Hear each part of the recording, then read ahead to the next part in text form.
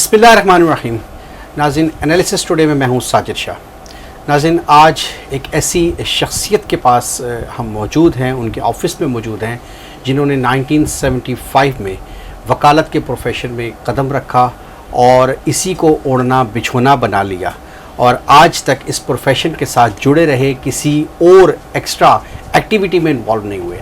जिसके बाद फ़ौजदारी वकालत में उन्होंने अपना लोहा मनवाया, अपना सिक्का इनका चल रहा है और इस मुख्तलिफ़ फ़ौजदारी मुक़द्दमात में इन्होंने एक लीडिंग रोल अदा किया। साबिक़ सदर जनरल परवेज़ मुशर्रफ साहब के भी लॉयर रहे और साबिक़ सदर ज़रदारी साहब के आसिफ अली ज़रदारी साहब के भी इन्होंने मुख्तलिफ़ मुक़द्दमात लड़े, उनकी पैरवी की। अब इन्हीं की ज़बानी जानेंगे कि इनका एक्सपीरियंस कैसा रहा। जी हाँ, हम बात कर रहे हैं Mohammad Ilyas Siddiqui, advocate supreme court of Pakistan की, जिनका ताल्लुक़ रावलपिंडी बार एसोसिएशन से है। बड़ा एक नाम है, सीनियर कानूनदान है, लेकिन एक इनमें बड़ी मुनफरिद चीज़ है कि जैसे जैसे वकला तरक्की करते हैं, अपने काम में बेहतरी की तरफ जाते हैं, तो वो इलेक्शंस की तरफ जाते हैं, जुडिशरी की तरफ जाते हैं, लेकिन क्या वजूहात हैं कि उस तरफ इन्होंने बिल्कुल तवज्जो नहीं दी, कोशिश नहीं की। इन्हीं की ज़बानी जानेंगे, इनसे आपको मिलवाते हैं। अस्सलाम वालेकुम सर। वालेकुम, खैरियत से हैं सर? मेहरबानी, आप ठीक है। अच्छा सर, सबसे पहले आपकी पर्सनल लाइफ के हवाले से हम थोड़ा सा जानना चाहेंगे, पब्लिक जानना चाहेगी आपके हवाले से कि आपने 75 में इस प्रोफेशन में कदम रखा। क्या आप अपने पेरेंट्स में, आपकी फैमिली में कोई ऐसे लोग थे, वकला थे, जिनसे आप इंस्पायर थे, या आपके पेरेंट्स की तरफ से प्रेशर था या ख़ुद का शौक़ था? नहीं, ये बस ऑल ऑफ सडन समझ लें, बाई चांस जो है मैं इस प्रोफेशन में आ गया था। ना किसी का प्रेशर था, ना कोई ऐसी बात थी, बस मैं आ गया था बाई चांस प्रोफेशन में। अच्छा, ठीक है सर। जब आप इस प्रोफेशन में आए तो आपने, जिस तरह एक यंग लॉयर्स यहाँ पर आते हैं, बड़ा कुछ सोच के आते हैं, हमने लॉ कर लिया है, अब हम वकालत में ऐसे तरक्की करेंगे। आपके भी ज़ाहिर बात है ख्वाब होंगे, ख्वाहिशें होंगी, लेकिन वो चीज़ें यहाँ पर शुरू में वकला के लिए हर्डल्स होती हैं, जैसे आज हैं, यकीनन पहले भी होंगे, सीनियर्स के साथ काम करना। तो आपको इनिशियल स्टेजेस के ऊपर किस तरह की मुश्किलात फेस करनी पड़ी? देखिए, जो मुश्किलात है ना, जो 75 में थी वो 45 में भी थी, वो आज भी है मुश्किलात जो है। अच्छा। क्योंकि नए बंदे को आके अपना तारुफ कराना, इंट्रोड्यूस करना बतौर वकील, ये बहुत मुश्किल काम होता है। सही है। और इसके किसी प्रोपेगेंडे से नहीं वो बन सकता, सिवाय अपनी मेहनत से वो बन सकता है। डेडिकेशन बहुत ज़रूरी है। डेडिकेशन बड़ी ज़रूरी है और उसका शौक बड़ा ज़रूरी है, उसकी तैयारी बड़ी ज़रूरी है केसेस में। अगर वो तैयार नहीं होगा तो फिर कभी वो कामयाब नहीं हो सकता। और जो क्लाइंट है, ही इज़ द बेस्ट जज, उसको पता होता है मेरा वकील तैयार है कि नहीं तैयार है। और उसके बाद उसने फिर वो आपको आपके प्रमोशन में इसी क्लाइंट ने आपको उसकी बड़ा रोल होता है क्लाइंट का जो है। अच्छा सर, जिस तरह से हर प्रोफेशन के अंदर, डॉक्टरेट के अंदर भी डिफरेंट फील्ड्स हैं, वकालत के अंदर भी दीवानी है, फैमिली है, फौजदारी है, बैंकिंग है, बहुत सारी फील्ड्स हैं, टैक्सेशन है, इमिग्रेशन है। आपने फौजदारी को ही क्यों चुना? नहीं, मैंने चुना नहीं है, ये फ्लो ऑफ जो क्लाइंट्स होता है ना जी, वो आपका टेम्परामेंट जो होता है ना, वो उसको समझते हैं, फिर वो आप बस उनका शुरू होता है काम आना जो है जी, किस तरफ आपका टेम्परामेंट है, किधर आप जा रहे हैं, क्या कर रहे हैं। क्लाइंट्स डिसाइड करते हैं आपकी जो प्रैक्टिस है, फील्ड इसका मतलब आप शुरू में दीवानी मुकदमात भी करते रहे? मैंने दीवानी मुकदमात भी किए, मैंने उसके किए, रेवेन्यू के बड़े केसेस किए, बहुत मैंने केसेस किए, बड़ी नंबरदारी के केसेस मैंने किए, बहुत मैंने 20 साल काम किया है। सही है। तो अब आपने वो सारी छोड़ दी है? अब टाइम नहीं जाने का, जो है टाइम नहीं। अच्छा सर, आप ने माशाल्लाह एक बड़ा नाम कमाया, पिंडी बार का सबसे बड़ा नाम अगर आपको कहा जाए तो इसमें राय नहीं होगी। आपने ज़रदारी साहब के हवाले से जो मुकद्दमात लड़े हैं, जो हम सुनते आ रहे हैं, देखते आ रहे हैं, उसके हवाले से थोड़ा सा ब्रीफ कीजिएगा। आपका बड़ा उनके साथ सिलसिला रहा है कि कैसे उनके जो केसेस थे, वो कौन से केसेस आपने डील किया? मैंने उनका एक केस किया था, उससे ट्रैक्टर वाला, जिसमें यूसुफ तालपुर साहब भी मुलज़म थे। अच्छा। ये भी थे, और जो था बेनज़ीर साहब मोहतरमा भी थी, उसमें मुलज़मा थी। फिर उनकी तो डेथ हो गई थी, तो वो ट्रायल हुआ था जिसमें वो बरी हो गए थे। लेकिन उस ट्रायल में जो था, मैं समझता हूँ वो बड़ा नाजायज़ तौर पर केस बना था इनके खिलाफ।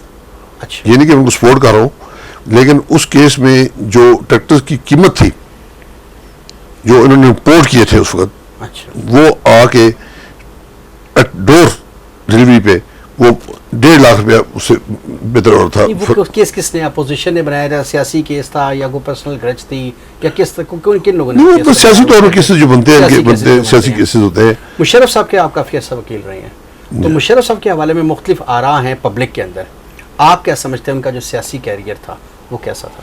It was the best career था उनका जो था, बतौर जो था डिक्टेटर लोग कहते हैं, लेकिन मैं समझता हूँ डिक्टेटरशिप में भी जो डेमोक्रेसी थी उनकी, और उन्होंने बड़ी डेवलपमेंट की, और जो उन पे केसेस बने, जो बुगती वाला केस बड़ा मशहूर हुआ उनके खिलाफ कि बुगती का मर्डर किया है।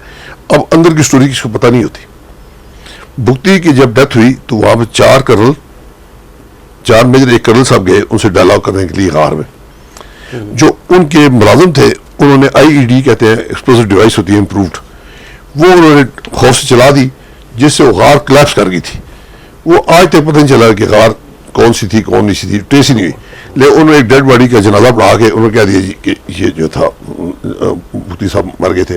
कोई एविडेंस आज तक उनके खिलाफ ऐसा नहीं था जो एक आरा पब्लिक में फैली, कुछ ऐसा चीज़ ही नहीं थी उसमें। अच्छा, थोड़ा सा आपने मुशर्रफ साहब को जो केस, मुख्तलिफ केसेस थे, आर्टिकल 6 का भी था और ये बुगटी साहब वाले बाकी केसेस भी थे, आपने जो केस डील किया वो कौन सा? मैंने इनका बुगती वाला केस किया, लाल मस्जिद वाला केस किया। अच्छा जी, फिर मैंने वो जो जजेस, लाल मस्जिद के हवाले से बहुत सारी आरा हैं कि वहाँ जुल्म हुआ, हालांकि जो हमारी इंफॉर्मेशंस हैं कि वहाँ पे पूरा 1 हफ्ते तक वहाँ पे कॉर्डन ऑफ किया गया, उनको चांस दिया गया, फिर वहाँ से फौजें हटा ली गई, फिर 1 महीने का मज़ीद चांस दिया गया, फिर दोबारा, लेकिन इसके बावजूद कहा जाता है कि जुल्म किया गया है। कुछ हकाइक बताइएगा, क्या हकीकत? ये देखिए इस तरह हुआ कि उनको टाइम, जो आप कह रहे हैं बिल्कुल ठीक कह रहे हैं, टाइम दिया गया, फौजें हटा ली। फिर इस्लामाबाद से चीफ कमिश्नर का रेजोल्यूशन आई कि जी हमें आर्मी चाहिए, जो है ना कंट्रोल नहीं हो रहा। आर्मी गई, अंदर से फायर हुआ, one of the colonel was shot dead from the other side. First start उस तरह से हुआ, तो फिर इधर से स्टार्ट हुआ जो था। और उसमें आपको पता है हमारे 16 फौजी जो थे वो शहीद हुए थे, उस मुसाकर में 16 फौजी शहीद हुए थे। क्या समझते हैं कि ये सारे सिनेरियो के अंदर कौन ऐसे लोग हैं, हम लोगों के अंदर हैं, कुछ सियासत में हैं या पब्लिक में ऐसे लोग हैं कि जो डेडिकेशन के साथ, अभी ऑपरेशन हुआ लाल मस्जिद वाला या बुगटी वाला, जैसे अब आप बता रहे हैं, हकायक आप चुके उनके वकील हैं, आप बेहतर समझते हैं, तो वो कौन लोग हैं जो इस चीज़ को अभी तक एडमिट करने के लिए तैयार नहीं और सारा मलबा दोबारा बार बार उन पर डाल रहे हैं? तो ये किस तरह के लोग हैं? क्या लाल मस्जिद में, लाल मस्जिद का मलबा मुशर्रफ साहब पे डाल रहे हैं कि नहीं? ये खास माइंड सेट है, खास माइंड सेट है which are always against the army. ये खास माइंड सेट है जिसकी तरह ये सारा काम करते हैं। आप वो हकायक पता चले, लाल मस्जिद वालों ने चाइनीज औरतें उठाकर ले गए, उनको कन्फाइन रखा 2 दिन और उनसे इस्लाम कबूल कराते रहे। फिर जो सीढ़ी की दुकानें थी वो उन्होंने जला दी। एक उन्होंने पैरल गवर्नमेंट बना दी थी इस्लामाबाद में, पैरल गवर्नमेंट बना दी थी, तो गवर्नमेंट क्या करती कुछ रिएक्शन था, रिएक्शन नहीं था, इट वाज नीडेड रिक्वायरमेंट थी कि किया जाए उनके खिलाफ जो था कार्रवाई। पूरे इस्लामाबाद को यरगमाल में बनाया हुआ था। अब देखिए पूरी दुनिया में हमारा जो था क्या, मैं जा रहा था कि अब चाइनीज जो है ख़वातीन को उन्होंने डिटेन कर लिया है, उनसे इस्लाम कबूल कराते रहे। लेकिन आप ये समझते हैं कि ये दोनों, जुडिशरी वाला भी, ये भी वाक़या जेन्युइन था, उनकी वर्किंग थी और उनकी कैलकुलेशन थी कि आने वाले टाइम में ख़तरनाक सूरत हाल बन सकती है, लेकिन यही वकला इन्हीं मुशर्रफ साहब के ख़िलाफ़ इन्होंने एक तहरीक चलाई और एजाज़ हसन साहब और बाकी लोग जो सीनियर लीडरान थे, तो वो वकला क्यों, उनके वो भी क्या वही माइंडसेट का किरदार अदा कर रहे थे? नहीं, या आप नहीं, वो माइंडसेट उसका नहीं था जो माइंडसेट लाल मस्जिद वाला था। ये माइंडसेट जो था that was for the democracy, और वो जो रेफरेंस बन के आया था ना चौधरी खास साहब के पास, that was the main reason जो था। समझते हैं वकला उस वक्त भी डिवाइड थे? नहीं, उस बहुत कम डिवाइड थे, डिवाइड वो नहीं कह सकते, कुछ लोग होंगे, ज़्यादातर तो इस सपोर्ट में थे कि जो है ना मुशर्रफ साहब को उतारा जाए, और जो इतनी जुलूस निकल रहे थे और ये जो चीज़ें चल रही थी, ये माइंड सेट नहीं था, ये बस उसकी रिटेलिएशन थी। जो रेफरेंस दाखिल हुआ जब मुशर्रफ साहब ने अपने घर में बुलाकर उनको दिया ना आर्मी हाउस में, रेफरेंस दिया और उनको कहा कि तुम डिसमिस हो गए, that was the main reason जो उसमें फिर वो। आप समझते हैं वो एक्ट उनका इलीगल था या गलत था, या वो उनके गले पड़ गया? वो उनके गले पड़ गया, और वो अगर वहाँ ना करते, उसको रेगुलर तरीके से भेजते रूटीन में, तो कुछ भी नहीं होना था। सही हो गया। अच्छा, मैं वापस आता हूँ वकालत के हवाले से। आपने फौजदारी वकालत में एक अरसा गुजारा है, ऑलमोस्ट 35-40 साल आपने गुजार दिए हैं। फौजदारी मुकदमात में बहुत सारी खामियाँ रह जाती हैं کبھی جوڈیشری کی طرف سے, کبھی وکلاء کی جانب سے, پراسیکیوشن سائڈ سے, اور وہ ڈیلے کا شکار ہوتے ہیں. آپ کیا سمجھتے ہیں مین وجہ کیا ہے؟ دیکھیں جی, جو ڈیلے ہے نا جی, یہ ڈیلے یہ نہیں کہ پاکستان میں ہو رہا ہے, it is every where in the world. آپ کو پتہ ہے رمزی یوسف کا جو کیس تھا امریکہ میں, اٹ ٹوک 10 ایئرس, 10 سال میں ڈیسائیڈ ہوا تھا, جا کے پھر ایگزیکیوشن ہوئی تھی رمزی یوسف کی. یہ نہیں تھا, لیکن اس میں جو کمزوریاں رہ جاتی ہیں وہ یہ کہ ہمارے جو آئی او ہے they join hands with the Q side, وہ ان سے مل جاتے ہیں, پھر ان کے کہنے پہ وہ کرتے ہیں چیزیں, لوپ ہول چھوڑتے ہیں جو جا کے ٹرائل میں کھلتی ہیں, پھر ان کو پورا نہیں کیا جا سکتا, جو چیزیں وہ چھوڑ دیتے ہیں. تو یہ اصلاحات جو ہیں, ریفارمز ہیں, ہر گورنمنٹ آتی ہے, خاص طور پہ بھی پاکستان تحریک انصاف جب گورنمنٹ آئی تو انہوں نے کہا جی کے پی کے والی ریفارمز ہم یہاں پر لے کے آئیں گے, پولیس ریفارمز کریں گے. یہ کیوں نہیں کر پا رہے, یا کیا ان کی ایسی ریفارمز ہیں جو فوری طور پر ہونی چاہیے؟ فوجداری مقدمات میں زیادہ تر ملزمان بری ہو جاتے ہیں اور یہ پراسیکیوشن کی کمزوری ہے. تو کیا اتنے ہائی ہینڈڈنس ہیں یہ ملزمان کہ گورنمنٹ کے لیے بھی نہیں, یہ ہائی ہینڈڈ نہیں سی ہے. اس میں جو پروسیکیوشن برانچ ہے نا جی, it is very poorly paid branch ہے, ویری پورلی پیڈ برانچ ہے. اچھا, وہاں کوئی کمپیٹنٹ لائر جو ہے نہیں, اچھا لائر وہاں نہیں جاتا سروس کے لیے. اگر یہ ان کی پے اسکیل بہتر کر دیں, اچھے کر دیں, تو اچھے اچھے وکیل بھی وہاں چلے جائیں گے. ان کے نہ جانے سے لوپ ہول سارے کیس میں رہ جاتے ہیں, جس کی وجہ سے ہو جاتے ہیں. پراسیکیوشن سائڈ میں ابھی آپ بتا رہے ہیں وہ تو ایف آئی آر رجسٹر ہونے کے بعد کورٹ میں کنٹیسٹ ہونا at the time of evidence ہے, وہاں تک تو ٹھیک ہے. لیکن اس سے پہلے جو سپلیمنٹریز تیار ہوتی ہیں یا انویسٹیگیشنز ہوتی ہیں اور وہاں پر ایسی خامیاں رہ جاتی ہیں یا چھوڑ دی جاتی ہیں, نہیں, وہ جان چھوڑ دی جاتی ہیں. وہ سارا آئی او جو ہے نا رول پلے کرتا ہے. اس کے لیے یہ ہے کہ اگر جو اچھا پروسیکیوٹر ہو نا, وہ ایسوسیٹ کر دیا جائے انویسٹیگیشن میں ساتھ, اس کی ڈے ٹو ڈے اس کی پروگرس ہو اور اس کی موجودگی میں ہو, وہ دیکھے اس کو, تو پھر چیز ساری ٹھیک ہو جائے گی. تو یہ کون کرے گا؟ گورنمنٹ کیوں نہیں اس طرح توجہ دے رہی؟ گورنمنٹ کا انٹرسٹ نہیں ہے, گورنمنٹ کو اپنی سیٹ بچانی پڑ رہی ہے, اس معاملات میں پھنسے ہوئے ہیں. یہ ہم 50-60 سال سے یہ سسٹم دیکھتے آ رہے ہیں. لوگوں کا, عوام کا اعتماد جوڈیشری سے اٹھتا جا رہا ہے. وہ اس لیے اٹھتا جا رہا ہے کیونکہ جوڈیشری بدنام ہو رہی ہے, بات سے بدنام ہو رہا. سارا کام جو ہے نیچے جو ہے وہ کر رہے ہیں, انویسٹیگیشن ایجنسی جو ہے وہ سارا کام کرتی ہیں جس میں. تو پھر کیوں ریفارمز نہیں آ رہی؟ آئی جی کو, ہر صوبے کے جو آئی جی ہیں ان کی ڈیوٹیز بنتی ہیں, ان چیزوں کو دیکھیں, یا ڈی پی او ہیں, سی پی او ہیں. ڈسانیسٹی اتنی ڈسانیسٹی تھا نہیں. میں ابھی آپ کو بتاتا ہوں, جو ارسس ٹریکٹر کا کیس تھا وہ کم از کم 10 سال چلتا رہا. الٹیمیٹلی اینڈ پہ آ کے پتہ چلا کہ جو ریفرنس تھا it was not signed by the chairman. آپ سمجھتے ہیں کہ یہ پاکستان تحریک انصاف نے بیڑا اٹھایا ہے کہ جی ہم اس ڈس آنیسٹی اور کرپشن کو ختم کریں گے, اور باقی لوگ تو نعرے لگاتے ہیں, یہ بھی نعرے لگاتے ہیں, آئیں کر رہے ہیں کوشش, ان میں اتنا کرنٹ ہے یہ کر پائیں گے؟ شاید یہ کر لیں, لیکن ان پاس میجورٹی نہیں اسمبلی میں. بڑی مصیبت یہ بہت تھن میجورٹی ہے, شاید وہ سنسیئر تو ہے, they want to do it, کوشش کر رہے ہیں, لیکن میرے خیال میں شاید نہ کر پائیں کیونکہ ان کے پاس میجورٹی نہیں ہے.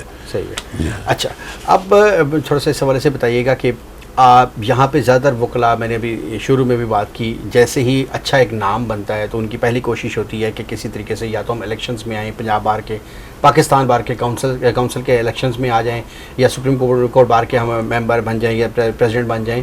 آپ نے کبھی الیکشنز کی طرف توجہ نہیں دی؟ اس کو میرے ذہن میں کوئی ایسی چیز آئی نہیں کبھی. کبھی موقع ملا, دل کیا تو نہیں, کبھی میرے ذہن میں نہیں چیز ہے کہ میں ایسی جو ہے نا عہدہ حاصل کر سکوں. میرا 2 دفعہ نام ریکمینڈ ہوا ہے جج کے لیے, ہائی کورٹ جج کے لیے, جوڈیشری کے لیے بھی. 2 دفعہ میرا نام ریکمینڈ ہوا. ایک دفعہ چودھری افتخار صاحب نے ڈراپ کر دیا تھا, دوسری دفعہ میں نے خود ہی ریفیوز کر دیا تھا. آپ انٹرسٹڈ نہیں؟ میں انٹرسٹڈ نہیں تھا اس میں جو تھا. تو وہ تو ایک آنر کی بات ہوتی ہے, کچھ عرصے کے لیے وہاں پہ چلے جائیں, بے شک چھوڑ کے آ جائیں, یا بس وہ آنر کبھی تھا نہیں رہا جو ہے نا, کبھی تھا آنر اب نہیں. آپ دیکھیں اب کیا حال ہوتا ہے روز, کس طرح کی سائز ججمنٹس ہوتی ہیں روز, دیکھتے ہیں ججمنٹ کس ججمنٹ کی سائز ہوتی ہے. اور جو ہمارے جو قد کاٹ والے سیاستدان ہیں وہ تو اس طرح اتارتے ہیں کورٹوں کو جس نے تھا ہی نہیں. اب دیکھتے ہیں روز ٹی وی پہ کیا حال کرتے ہیں ان کا. وہ کوئی کنٹمپٹ آف کورٹ نہیں, کیا کریں, کورٹیں مجبور ہو گئی ہیں. سوشل میڈیا کا دور ہے, اب سب کے پاس اختیارات ہیں, جو مرضی کہتا رہتی ہیں. اچھا سر, ہمیں تھوڑا سا اس حوالے سے بتائیے گا, آپ نے جس طریقے سے محنت کی اور یہاں پر پہنچے, نوجوان وکلاء کچھ شارٹ کٹ کے چکر میں ہوتے ہیں اور وہ فوری طور پر اس طرح سے محنت نہیں کر پا رہے, حالانکہ آج کل سوشل میڈیا کا دور ہے, کمپیوٹرائزڈ ہے, ساری ججمنٹس موجود ہیں, تو ان کو کیا میسج دینا چاہیں گے؟ وہ ان کو کس طریقے سے پراپر محنت کرنی چاہیے؟ سر اس میں یہ ہے کہ ہارڈ ورک کا کوئی سبسٹیوٹ نہیں ہے.